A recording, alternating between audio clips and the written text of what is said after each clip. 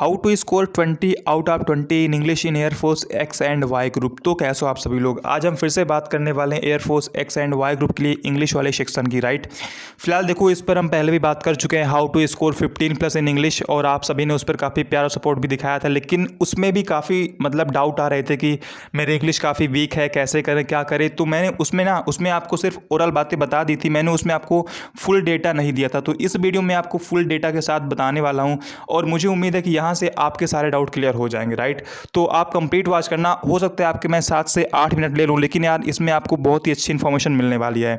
तो स्टार्ट करते हैं। देखो सबसे पहले हम समझते हैं कि आखिर पेपर का पैटर्न क्या होता है। अगर आप पेपर के पैटर्न को समझ लेते हो तो यहाँ से आपको पढ़ने में काफ़ी हेल्प मिलने वाली है। असल में काफ़ी लोग कन्फ्यूज होते हैं कि हम इंग्लिश में क्या पढ़ें और कैसे पढ़ें। राइट, तो अगर आप पैटर्न को समझ लोगे तो आपको पढ़ने में बहुत सारी हेल्प मिल जाएगी। इसके अलावा पैटर्न को समझने के बाद हम बात करें कि आपको करना क्या कैसे। राइट, तो देखो आप सभी को पता है कि आपके एग्जाम में 4 क्वेश्चन पैसेज से बिल्कुल फिक्स होते हैं। राइट, 4 क्वेश्चन, यानी कि 3 क्वेश्चन आपके आते हैं अंडरस्टैंडिंग से और 1 क्वेश्चन आपका इसमें आता है वोकैब से। तो देखो 4 क्वेश्चन आपके यहाँ से हो गए और आपके कम से कम 5 फिलर आते हैं, यानी कि फिल इन द ब्लैंक्स वाले क्वेश्चन आते हैं। इनमें भी आपके 4 क्वेश्चन होते हैं ग्रामर बेस और आपका 1 क्वेश्चन होता है वोकैबलरी बेस। राइट, यानी कि आपके एग्जाम में 4 ऑप्शन, कोई सेंटेंस रहता है उसके 4 ऑप्शन रहते हैं, और अगर आपको चारों ऑप्शन के पता है तो आप उस सेंटेंस को बहुत ही आराम से कर सकते हो। लेकिन अगर आपको इनकी मीनिंग नहीं पता है तो थोड़ा सा आपको समस्या हो सकती है सॉल्व करने में। राइट, तो ये आपको गए फिलर, और आपका 2 एरर आता है। ये लगभग कंफर्म रहता है 2 आता है, बहुत ही रेयर चांस में 3 देखने को मिलता है, लेकिन आपका एरर 2 ही आता है। राइट, तो आपके 2 एरर हो गए। और देखो यार ये नरेशन वाइज बिल्कुल फिक्स है कि आपका 2 क्वेश्चन आता ही आता है, और नरेशन वाइज काफ़ी आसान भी रहता है जो एग्जाम में आता है। तो नरेशन वाइज तो आप बहुत ही आराम से कर सकते हो। और आपका एक क्वेश्चन आता है वर्ड फॉर्मेशन से, यानी कि इसका एडजेक्टिव फॉर्म क्या है, इसका नाउन फॉर्म क्या है, कि इस नाउन को एडजेक्टिव में बदलिए, इसको वर्ब फॉर्म क्या है। राइट, ऐसे जो क्वेश्चन होते हैं उसे हम बोलते हैं वर्ड फॉर्मेशन। तो एक क्वेश्चन यहाँ से बिल्कुल फिक्स होता है, तो आपको इसको भी पढ़ सकते हो। बाकी एक क्वेश्चन आपका आता है एंटोनिम से, एक क्वेश्चन आपका आता है सिनोनिम्स। राइट, की 2 क्वेश्चन हो गए।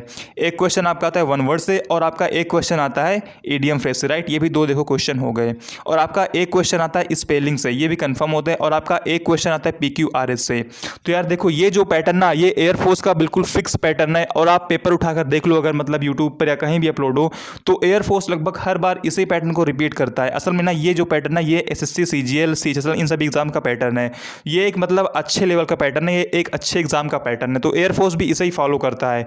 आप देखो कि केवल 20 क्वेश्चन में कितने टाइप क्वेश्चन आती है। राइट, देखो 1 2 3 4 5 बहुत सारे टाइप हो गए। राइट, तो अब आपको करना क्या है। देखो यार सबसे बड़ी गलती जो हम करते हैं ना, हम ये करते हैं कि हम लगातार इंग्लिश ग्रामर पर फोकस करते रहते हैं। राइट, यार इंग्लिश ग्रामर पढ़ो। आप मान लो आप 3 घंटे दिन की इंग्लिश पढ़ते हो, तो आप इसमें 2 घंटे दो इंग्लिश ग्रामर को और आप 1 घंटे दो वोकैबलरी को। क्योंकि देखो यार अगर आप वोकैब अच्छे से पढ़ते हो, राइट, देखो 2 मार्क्स फिक्स 4 हो गए।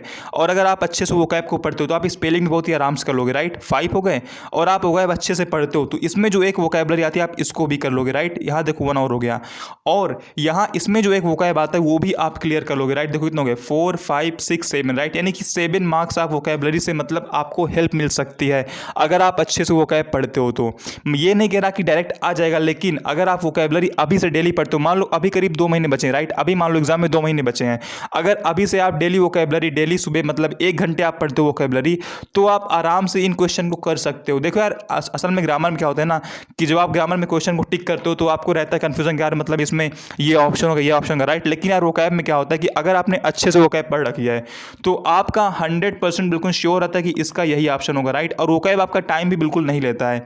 तो आपकी पहले प्रायोरिटी क्या कि अगर आप दिन में 3 घंटे इंग्लिश देते हो तो कम से कम 1 घंटे आप वोकैब को दो। यानी कि आप जितनी इंपॉर्टेंस आप ग्रामर को देते हो उतनी ही इंपॉर्टेंस आप वोकैब को भी दो। राइट यार, तो आई थिंक मैं ये मान के चलता हूँ कि अब से आप 1 घंटे वोकैब को दोगे। राइट, तो यहाँ से आपके देखो 7 मार्क्स आ गए, यानी कि आपके 7 मार्क्स आ गए यहाँ से। राइट, तो आपको अब से वोकैब पर फोकस करना है। तो अब बात करते हैं हम ग्रामर की, कि आपको ग्रामर पढ़ना कैसे। राइट यार, देखो काफ़ी सारे डाउट होते हैं कि यार ग्रामर कैसे पढ़ें, क्या पढ़ें। राइट, तो यार देखो सिंपल सा फंडा है भाई, आप पहले कंसेप्ट पढ़ो, वो भी एग्जाम्पल सहित, और कंसेप्ट पढ़ने के बाद आप उनके कम से कम 50 क्वेश्चंस की प्रैक्टिस कर लो, तो वहाँ से आपके सारे कंसेप्ट बहुत ही अच्छे से क्लियर हो जाएंगे, सारे रूल्स आपको बहुत ही अच्छे से क्लियर हो जाएंगे और आप उन रूल्स में आगे कभी कंफ्यूज भी नहीं होगे। बेसिकली यार आपको ये जो नरेशन वाइज ना, इनको तो आपको अच्छे से पढ़ ही लेना है। और मुझे लगता है यार कि ये केवल 2-3 दिन के टॉपिक, राइट, ये अगर आप इनमें केवल 2-3 दिन अच्छे से पढ़ के थोड़े क्वेश्चन की प्रैक्टिस कर लेते हो यार, तो आपके नरेशन वाइज तो कभी गलत होगा ही नहीं।